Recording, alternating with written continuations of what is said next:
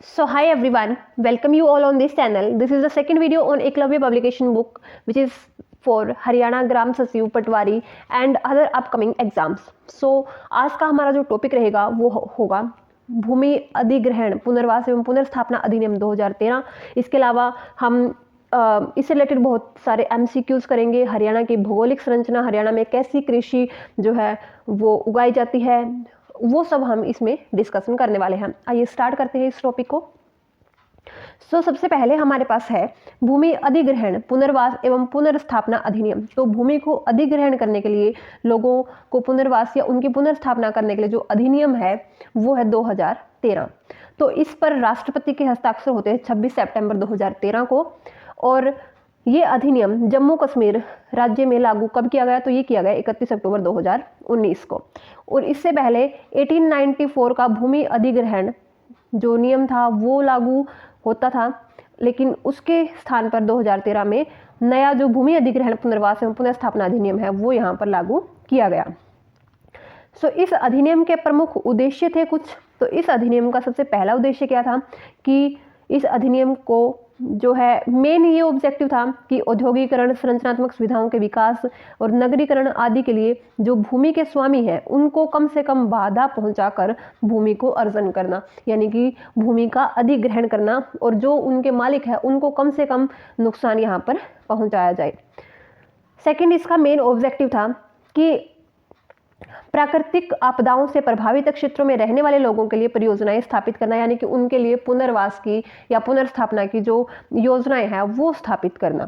And third जो objective था वो ये था कि निर्धन एवं भूमिहीन लोगों के लिए आवास परियोजनाओं एवं सार्वजनिक प्रयोजन हेतु भूमि अधिग्रहण करना, ताकि वो लोग जो निर्धन है या फिर उनके पास भूमि नहीं है तो ऐसे लोगों के लिए जो है भूमि अधिग्रहण करना और उनको जो उनकी पुनर्स्थापना करवाना। नोट, राज्य विधानसभा में नगरीय भूमि जिसको हक प्रमाणन विधेयक जो है पारित करने वाला देश का प्रथम राज्य राजस्थान है। तो ये वेरी इंपॉर्टेंट है कि नगरीय भूमि विधेयक पारित करने वाला देश का पहला राज्य कौन सा है? राजस्थान।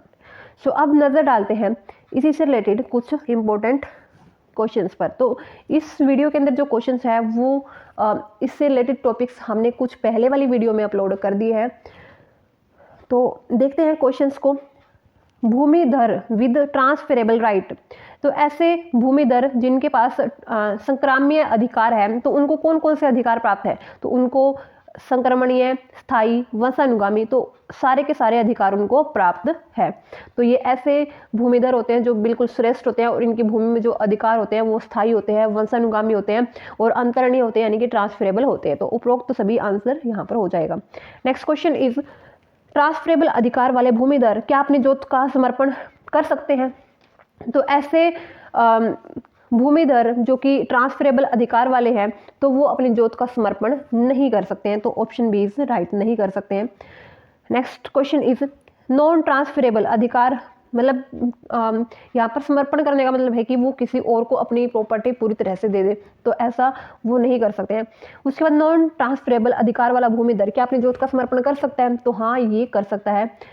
नेक्स्ट क्वेश्चन इज, क्या असामी अपनी जोत का समर्पण कर सकता है? तो असामी यानी कि मैंने किसी को अपनी जमीन दी लगान देकर, लगान मतलब वो मुझे लगान देगा, तो मैंने कुछ किसी को अपनी जमीन दी, तो वो व्यक्ति अगर नहीं चाहता है कि वो उस जगह पर खेती करे तो वो किसी और को दे सकता है। तो ऐसे लोगों को हम बोलते हैं असामी। तो क्या असामी अपनी जोत का समर्पण कर सकता है? तो यहाँ पर वो अपनी पूरी जोत का समर्पण कर सकता है। तो ऑप्शन डी राइट हो जाएगा, पूरी जोत का समर्पण वो कर सकता है। नेक्स्ट क्वेश्चन इज, अक्षम व्यक्ति या घोषणा प्राप्त व्यक्ति क्या अपनी भूमि का पट्टा जो है कर सकता है? तो हाँ, ये कर सकता है। तो option A is right. Next question is, 14 प्रकार की जोतदारियों में कौन से जोतदार असामी बने? तो जो जोतदार असामी बने वो थे गैर दखिलकार काश्तकार, गुजारेदार या जोतदार के जो बंदी होते थे या बंदकी होते थे, वो ये मतलब तीनों ही जो किस्में थी जोतदारों की वो क्या बने? असामी बने। तो उपरोक्त सभी यहाँ पर आंसर हो जाएगा, उपरोक्त सभी। नेक्स्ट क्वेश्चन इज, अक्षम व्यक्ति को भूमि का पट्टा किस धारा के अंतर्गत दिया जा सकता है? तो ये दिया जा सकता है धारा 157 के अंतर्गत। तो option C is right. Next question is, भूमि अधिग्रहण अधिनियम 2013 का संख्या कितना है? तो जो भूमि अधिग्रहण अधिनियम 2013 है उसका संख्याक है 30, तो option C is right. Next question is भूमि अधिग्रहण अधिनियम 2013 को राष्ट्रपति को स्वीकृति कब प्राप्त हुई थी? तो राष्ट्रपति की स्वीकृति जो है वो 26 सितंबर 2013 को प्राप्त हुई थी। तो यहाँ पर ऑप्शन ए बिल्कुल राइट हो जाएगा, 26 सितंबर 2013। नेक्स्ट क्वेश्चन इज भूमि अधिग्रहण पुनर्वास एवं पुनर्स्थापना 2013 में उचित मुआवजा व पारदर्शिता का अधिकार ने डैश के भूमि अधिग्रहण अधिनियम की जगह ले ली। तो इससे पहले कौन सा था? 1994 वाला, 1894, तो ऑप्शन सी इज राइट। तो उसकी जगह पर 2013 वाला ये अधिनियम आया था। नेक्स्ट क्वेश्चन इज जोत का तात्पर्य है। तो जोत का तात्पर्य होता है भू खातेदारी, पट्टे या वचनबद्ध या अनुदान के अधीन भूमि। तो ऑप्शन डी इज राइट, उपरोक्त सभी। नेक्स्ट क्वेश्चन इज जंगम संपत्ति की कुर्की और बिक्री किस धारा में है? तो ये है धारा 172, तो ऑप्शन ए इज राइट, धारा 172। नेक्स्ट क्वेश्चन इज भू राजस्व के निर्धारण में किसका आदेश अंतिम होता है? तो भू राजस्व के निर्धारण में राज्य सरकार का जो आदेश है वो अंतिम होता है, तो option D is right. Next question is आबादी से तात्पर्य है। तो आबादी से क्या तात्पर्य है? तो यहाँ पर ऑप्शन हमारे पास डिफरेंट गिवन है। सो यहाँ पर ऑप्शन है हमारे किसी ग्राम के ऐसे क्षेत्र जिसका उपयोग इसके निवासियों के आवास के प्रयोजन के लिए है, उसके बाद हरे वृक्षों के लिए, एंड हमारे नेक्स्ट जो ऑप्शन है वो है कुओं के लिए या उपरोक्त सभी। तो यहाँ पर ऑप्शन डी बिल्कुल सही हो जाएगा, उपरोक्त सभी। नेक्स्ट क्वेश्चन इज सीमांत कृषक या मार्जिनल फार्मर किसे कहते हैं? तो मार्जिनल फार्मर ऐसे फार्मर होते हैं जो आधे हेक्टेयर तक सिंचित भूमि धारण करते हैं। तो जिसके पास आधे हेक्टेयर तक सिंचित भूमि होती है तो वो होते हैं हमारे पास marginal farmer, option B is right. Next question is भूमि का प्रारंभिक सर्वेक्षण किस धारा में प्रावधानित है? तो भूमि का प्रारंभिक सर्वेक्षण धारा 12 के अंदर प्रावधानित है, तो option B is right. Next question is जोत की कुर्की किस धारा में प्रावधानित है? तो जोत की कुर्की धारा 174 में प्रावधानित है, option B is right. Next question is गांव के सीमा चिन्हों के नाश के लिए नुकसानी का प्रावधान किस धारा में है? तो ये धारा है 227, तो option C is right. Next question is dash को भूमि अभिलेखों के प्रबंधन के आधुनिकरण, भूमि या संपत्ति विवाद की गुंजाइश को कम करने, भू अभिलेखों की रखरखाव प्रणाली में पारदर्शिता बढ़ाने से अगस्त 2018 में भारत सरकार द्वारा लागू किया गया। तो किसे भारत सरकार द्वारा लागू किया गया? ताकि जो भू अभिलेख है उनके रखरखाव की प्रणाली में पारदर्शिता आ जाए, तो इस उद्देश्य से यहाँ पर लागू किया गया था राष्ट्रीय भूमि अभिलेख आधुनिकरण कार्यक्रम NLRMP, तो option B is right. Next question is we have लगान की गणना कौन करता है? तो लगान की जो गणना होती है वो यहाँ पर की जाती है सहायक कलेक्टर के द्वारा, ऑप्शन बी इज राइट, सहायक कलेक्टर। नेक्स्ट क्वेश्चन इज सार्वजनिक गली, सेतु, नदी तल इत्यादि पर हक होता है, तो इन पर हक होता है राज्य सरकार का, तो state government, option D is right. Next question is किसके द्वारा भूमि के बाजार मूल्य का अवधारण किया जाता है? तो ये किया जाता है कलेक्टर द्वारा, तो option C is right. Next question is so we have next question is question number 24, पुनर्वासन एवं पुनर्व्यवस्थापन स्कीम कौन तैयार करता है? तो ये तैयार की जाती है प्रशासक के द्वारा, option D is right. Next question is अनुमोदित पुनर्वासन और पुनर्व्यवस्थापन स्कीम को सार्वजनिक कौन करता है? तो यहाँ पर हमारा ऑप्शन बिल्कुल सही हो जाएगा, आयुक्त या फिर प्रशासक, option D is right. Next question is भूमि अर्जन अधिनियम 2013 को किस धारा में प्रारंभिक अधिसूचना का प्रकाशन किया गया है? तो ये किया गया है धारा 11 के अंदर, ऑप्शन बी इज राइट, धारा 11। सो यहाँ पर हमारे जो हमारे MCQ है वो यहाँ पर फिनिश होते हैं। अब हमारा जो टॉपिक है वो है हरियाणा की भौगोलिक संरचना। तो देख लेते हैं इस टॉपिक को। हरियाणा के भूगोल को मुख्यतः 3 भागों में बांटा गया है। तो ये है पहला कुरुक्षेत्र, दूसरा हरियाणा और तीसरा भट्टियाना। नेक्स्ट क्वेश्चन है हरियाणा राज्य को भौगोलिक रूप से कितने उपक्षेत्रों में? तो उपक्षेत्र जो है वो टोटल 8 है। तो कौन कौन से? शिवालिक, सेकंड गिरिपाद मैदान, उसके बाद अरावली क्षेत्र, बाढ़ का मैदान, रेगिस्तान भाग जिसको बालू के टीले भी कहा जाता है, नेक्स्ट जलोढ़ मैदान, तरंगित बालू और दलदली भूमि। नेक्स्ट क्वेश्चन इज हरियाणा के सर्वाधिक भाग पर किस प्रकार की मृदा पाई जाती है? तो हरियाणा के सर्वाधिक भाग पर बलुई दोमट मिट्टी या जिसको कछारी मिट्टी भी कहा जाता है वो पाई जाती है। उसके बाद है लाल मिट्टी। राज्य में सर्वाधिक कहाँ पाई जाती है? तो सिरसा व महेंद्रगढ़ में सर्वाधिक रेड जो सॉइल है वो पाई जाती है। नेक्स्ट क्वेश्चन इज बलुई दोमट मृदा को राज्य में और किस नाम से जाना जाता है, तो ये जाना जाता है रोसली मिट्टी के नाम से। नेक्स्ट क्वेश्चन इज राज्य के किस जिले में लाल चेस्टनट, तो ये लाल चेस्टनट जो मिट्टी है वो पाई जाती है यमुना नगर के अंदर। नेक्स्ट क्वेश्चन इज राज्य में किस मृदा को उदासीन प्रतिक्रिया वाली मृदा के नाम से जाना जाता है, यानी कि उसकी जो पीएच है वो न्यूट्रल होती है, ठीक है, यानी कि जो पीएच बिल्कुल 7 हो, तो ये मिट्टी होती है लाल चेस्टनट मिट्टी। नेक्स्ट क्वेश्चन इज राज्य की कितने प्रतिशत मृदा लवणता व क्षारीयता से ग्रसित है, तो ये 32% जो है टोटल मिट्टी का, वो मिट्टी लवणता व क्षारीयता से ग्रसित है। राज्य में लवणीयता व क्षारीयता से ग्रस्त मृदा को किन स्थानीय नामों से जाना जाता है, तो ऐसी मिट्टी जो लवणता या फिर क्षारीयता से ग्रसित है तो उसको रेह व कल्लर के नाम से जाना जाता है। राज्य में रेंगती हुई मृत्यु व निर्दयी किसे कहा जाता है, तो ये कहा जाता है मृदा अपरदन को। नेक्स्ट इज राकरबरा, बरी, लोनी व सेम, ये किसको कहा जाता है, तो लवणीय मृदा को, यानी कि हम बोल देते कि जो लोनी है वो लग गई है, यानी कि मिट्टी क्या हो गई है, लवणीय हो गई है।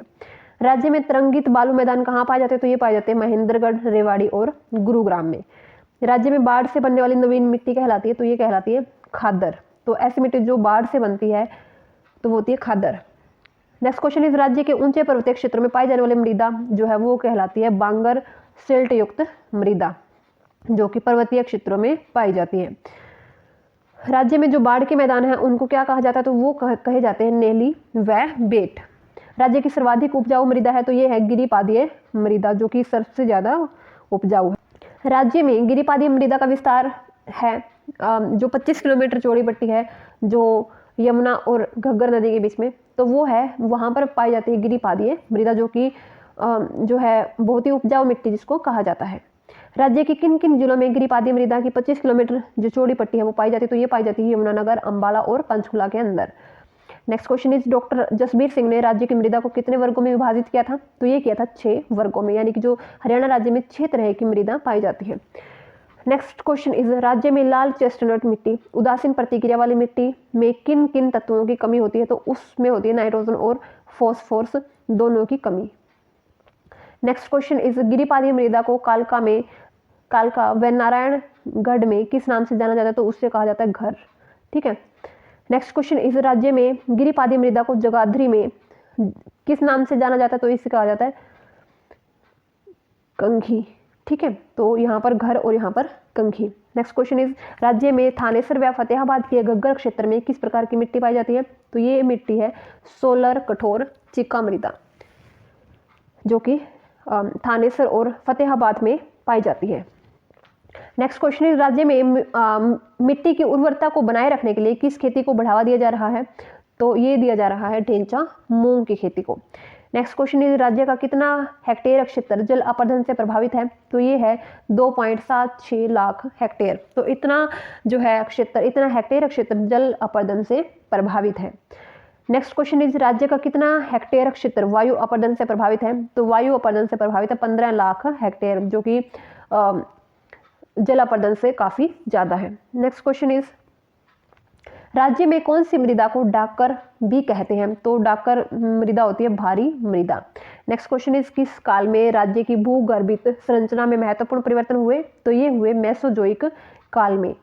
नेक्स्ट क्वेश्चन इज किस भूगर्भित काल में हरियाणा राज्य में नदी, नाले, पहाड़ आदि का सुचारू रूप से निर्माण हुआ, तो ये निर्माण हुआ था कैनेजोइक काल के अंदर।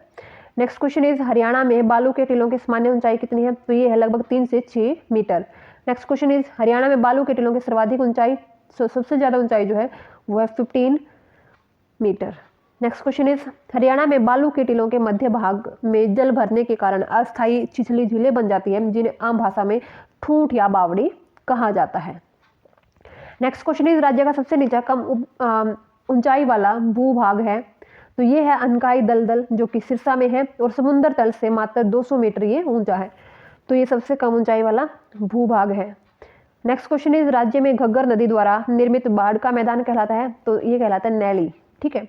नेक्स्ट क्वेश्चन इज राज्य का सबसे ऊंचा स्थान है, तो करोह, जो कि 1514 मीटर इसकी ऊंचाई है और ये शिवालिक पर्वतमाला का जो है स्थान है। नेक्स्ट क्वेश्चन इज राज्य में अरावली पर्वतमाला का सबसे ऊंचा स्थान ये है कुलताजपुर 652 मीटर, नारनौल में जिसको ढोसी की पहाड़ियाँ भी कहते हैं। तो ये है अरावली पर्वतमाला का सबसे ऊंचा स्थल और शिवालिक का क्रोह। नेक्स्ट क्वेश्चन इज राज्य का कितने प्रतिशत भाग समतल व तरंगित मैदान है? तो ये है लगभग 93.76% जो कि समतल है और तरंगित मैदान है।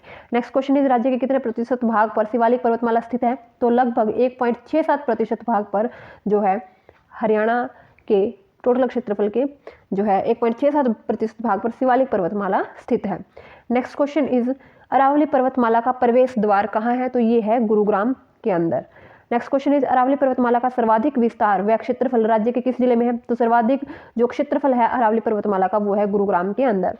नेक्स्ट क्वेश्चन इज राज्य में अरावली की अवशिष्ट पहाड़ियों का विस्तार पाया जाता है? तो लगभग 3.09% जो है अरावली पहाड़ियाँ मिलती हैं टोटल क्षेत्रफल के, और शिवालिक जो है वो 1.67%। नेक्स्ट क्वेश्चन इज अरावली पर्वत भाग की समुद्र तल से औसत ऊंचाई? तो ये है 300 मीटर। तो अरावली जो पर्वत है उसकी समुद्र तल से औसत ऊंचाई है 300 metre. Next question is Aravalli पहाड़ियों के दक्षिण भाग का स्थानीय नाम क्या है? तो ये है मेवात की पहाड़ियाँ। नेक्स्ट क्वेश्चन इज शिवालिक पर्वत श्रेणियाँ राज्य के किन किन जिलों में स्थित हैं? तो शिवालिक पर्वत श्रेणियाँ पंचकुला, अंबाला व यमुनानगर में स्थित है। नेक्स्ट क्वेश्चन इज शिवालिक पर्वत भाग की समुद्र तल से औसत ऊंचाई है वही 300 से 400 metre. Next question is Shivalik की पहाड़ियों से आने वाली नदियों और नालों में मैदान में कहीं कहीं गहरे गड्ढे बन जाते हैं जिन्हें पहाड़ी भाषा में जो है क्या कहा जाता है? तो ये कहा जाता है चो। नेक्स्ट क्वेश्चन इज कौन सी पहाड़ियाँ हिमालय के मैदान में के बीच योजक कड़ी बनाती है? तो ये बनाती है मोरनी की पहाड़ियाँ। नेक्स्ट क्वेश्चन इज राज्य के किस भाग को समुद्र स्पर्श करता था? तो ये करता था दक्षिणी भाग को। तो हरियाणा के दक्षिणी भाग को समुद्र स्पर्श करता था। Next question is Ghaggar Yamuna के दोआब मैदान में बहने वाली नदियाँ कौन सी है? तो ये है मारकंडा, सरस्वती और चेतांग नदी। ठीक है। नेक्स्ट क्वेश्चन इज जो भारी मृदा होती है उसको क्या बोलते हैं? खादर। नेक्स्ट क्वेश्चन इज हल्की मृदा को क्या बोलते हैं? रोशली। नेक्स्ट क्वेश्चन इज डाक मृदा का प्रमुख क्षेत्र क्या है? तो थानेसर, फतेहाबाद व जगाधरी। नेक्स्ट क्वेश्चन इज राज्य के किस जिले में सर्वाधिक कछारी मृदा पाई जाती है? तो ये पाई जाती है भिवानी के अंदर। नेक्स्ट क्वेश्चन इज शिवालिक पर्वतमाला पर स्थित पर्यटक स्थल है? तो शिवालिक पर्वतमाला पर स्थित पर्यटक स्थल है Morni hills. Next question is Aravalli पर्वतमाला पर स्थित पर्यटक स्थल है तो ढोसी। नेक्स्ट क्वेश्चन इज राज्य में अरावली पर्वतमाला का विस्तार किन किन जिलों में है? तो अरावली पर्वतमाला फरीदाबाद, नूह, गुरुग्राम, रेवाड़ी, भिवानी, चरखी दादरी व महेंद्रगढ़ कुल 7 जिलों में ये विस्तारित है। नेक्स्ट क्वेश्चन इज राज्य के किस भाग में जलोढ़ पंख पाए जाते हैं? तो ये पाए जाते हैं गिरिपादीय मैदान के 7 जिलों में। नेक्स्ट क्वेश्चन इज राज्य की सबसे बड़ी आर्द्र भूमि है? तो यह है भिंडावास, झज्जर के अंदर। नेक्स्ट क्वेश्चन इज सबसे जो है लवणीय भूमि से ग्रसित क्षेत्र राज्य में वो है पूर्वी हिसार, उत्तर पूर्वी भिवानी और पश्चिमी रोहतक का क्षेत्र जो कि लवणीय भूमि से बहुत ज़्यादा ग्रसित है। नेक्स्ट क्वेश्चन इज राज्य में कपूरी पहाड़ियाँ स्थित है? तो ये स्थित है दादरी के अंदर। नेक्स्ट क्वेश्चन इज राज्य के किस जिले में घग्गर और यमुना से निर्मित एलुवियल मिट्टी पाई जाती है? तो ये पाई जाती है जींद के अंदर। नेक्स्ट क्वेश्चन इज राज्य में महाभारत की युद्ध भूमि है? तो 48 कोस। नेक्स्ट क्वेश्चन इज राज्य में बाढ़ के कारण मृदा अपरदन को रोकने के लिए 1947 में किस झील का निर्माण किया गया था? तो ये किया गया था बड़खल झील जो कि फरीदाबाद के अंदर है। नेक्स्ट क्वेश्चन इज राज्य में किस पर्वतीय क्षेत्र की निगरानी ड्रोन से करवाई जाती है? तो ये करवाई जाएगी अरावली पर्वतीय क्षेत्र की। नेक्स्ट क्वेश्चन इज राज्य में सेमग्रस्त व लवणीय भूमि के उपचार के लिए ऑपरेशनल पायलट प्रोजेक्ट किस वर्ष प्रारंभ किया गया था? तो ये किया गया था 1994 के अंदर ताकि लवणीय भूमि का उपचार किया जा सके। नेक्स्ट क्वेश्चन इज हरियाणा के मैदानी भाग की औसत तल समुद्र तल से कितनी ऊंचाई है? तो ये ऊंचाई है लगभग इन एवरेज 700 से 900 फुट। नेक्स्ट क्वेश्चन इज राज्य के किस जिले में जलोढ़ मैदान नहीं है? तो ये पंचकुला के अंदर नहीं है। नेक्स्ट क्वेश्चन इज राज्य में शुष्क कृषि के लिए सर्वाधिक उपयोगी मृदा है? तो ये है रोशली या फिर जिसको हल्की मिट्टी बोलते हैं। ये शुष्क कृषि के लिए काफ़ी अच्छी मिट्टी मानी जाती है। नेक्स्ट क्वेश्चन इज केंद्रीय मृदा लवणता शोध संस्थान की स्थापना कब हुई है? तो ये 1969 में हुई है और करनाल के अंदर। Next question is doctor Jasbir Singh ने हरियाणा को कितने प्राकृतिक भूभागों में बांटा है? तो 8 भूभागों में बांटा है। नेक्स्ट क्वेश्चन इज शिवालिक पहाड़ियाँ राज्य के किस भाग में है? तो शिवालिक पहाड़ियाँ राज्य के उत्तरी पूर्वी भाग में स्थित है। तो बहुत बार रिपीट होता है क्वेश्चन ये। नेक्स्ट क्वेश्चन इज राज्य में जल अपरदन से ग्रसित जिले हैं? यमुनानगर, अंबाला और पंचकुला जो है जल अपर्दन से ग्रसित जिले हैं। नेक्स्ट क्वेश्चन इज राज्य के पहाड़ी क्षेत्रों में किस प्रकार की मिट्टी पाई जाती है? तो पहाड़ी क्षेत्रों में चट्टानी मिट्टी पाई जाती है। नेक्स्ट क्वेश्चन इज हरियाणा में मोरनी व टोपरा जो श्रेणियां हैं किस नदी द्वारा पृथक होती है? तो ये होती है घग्गर नदी द्वारा। नेक्स्ट क्वेश्चन इज घग्गर नदी के जो है यहाँ पर कुछ नोट है। घग्गर नदी के उत्तर में मोरनी की पहाड़ियाँ और दक्षिण में जो टोपरा की पहाड़ियाँ हैं वो पाई जाती है। नेक्स्ट क्वेश्चन इज हरियाणा के दक्षिणी व पश्चिमी भाग में पाए जाने वाले रेत के टीले कहलाते हैं? तो दक्षिण और पश्चिम भाग में जो रेत के टीले मिलते हैं वो उनको कहा जाता है Bangar. Next question is Sachar formula या सच्चर सूत्र में हिमाचल के किस जिले का जो है हरियाणा में सम्मिलित करने का प्रस्ताव किया गया था? तो ये किया गया था सोलन जिले का। नेक्स्ट हमारे पास है हरियाणा में पाई जाने वाली कुछ मिट्टियाँ, मिट्टी का टाइप और जहाँ पर ये पाई जाती है वो जगह है, वो क्षेत्र। तो सबसे पहले है हल्की दोमट मिट्टी जो कि सिरसा में पाई जाती है दक्षिणी भाग में, फतेहाबाद, हिसार, भिवानी, दादरी और महेंद्रगढ़ में हल्की दोमट मिट्टी पाई जाती है। उसके बाद बलुई दोमट, तो ये हिसार, भिवानी, दादरी, रेवाड़ी, गुरुग्राम और झज्जर में जो है बलुई दोमट मिट्टी पाई जाती है। मध्यम दोमट जींद, कैथल, सोनीपत, पानीपत, कुरुक्षेत्र, करनाल, गुरुग्राम और फरीदाबाद में पाई जाती है। भारी सामान्य मिट्टी जो है यमुनानगर, कुरुक्षेत्र, करनाल, पानीपत, सोनीपत और फरीदाबाद में मिलती है। शिवालिक मिट्टी जहाँ पर शिवालिक की पहाड़ियाँ पंचकुला, अंबाला। गिरिपादीय मिट्टी ये पाई जाती है पंचकुला, अंबाला और यमुनानगर। उसके बाद चट्टानी तल की मिट्टी जहाँ पर पहाड़ियाँ हैं हरियाणा के दक्षिणी भाग में।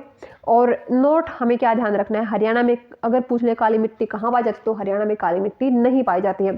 तो आई होप गाइज आपको ये वीडियो मतलब समझ में आया होगा ये टॉपिक और आपको वीडियो अच्छी लगी होगी। नेक्स्ट वीडियो में हम स्टार्ट करेंगे राज्य में कृषि टॉपिक से, ठीक है। तब तक के लिए do like, share and subscribe and keep studying.